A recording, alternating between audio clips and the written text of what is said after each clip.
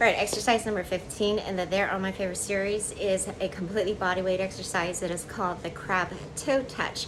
It's going to work your arm strength, shoulder strength, your glutes, your legs, definitely one of the better ones for the abs, and it's going to work your coordination, and your balance, all right, as well as, of course, your overall strength and conditioning. So we're going to get down on the floor. This is no equipment required.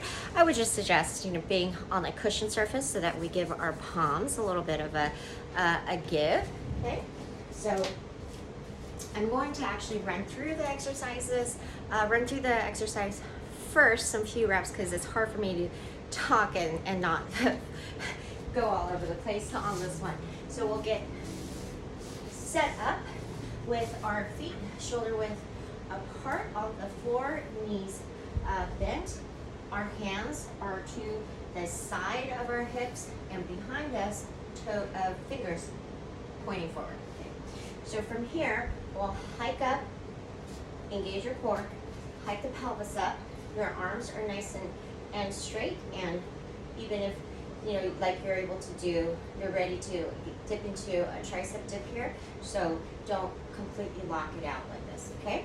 So from here, we're going to perform alternating reps.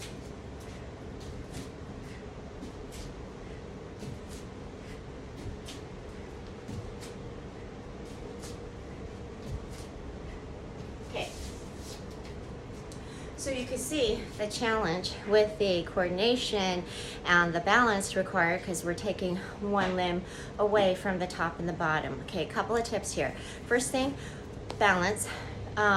You want to just kind of pick a point that's ahead of you and about the length of your body position. So in this case, the length of yourself in tabletop. Try to imagine a point about that length and fixate your gaze on there for balance, okay? Because you don't want your eyeballs shifting. That will definitely affect your ability to hold the balance.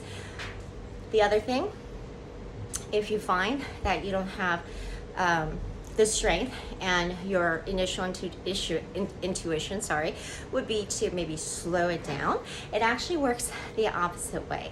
In an exercise like this, you actually want to take advantage of the rhythm, okay, of being in a certain pace, right? So if you slow it down, then you're kind of constantly fighting that balance. But in order to achieve that rhythm, you would have to engage everything.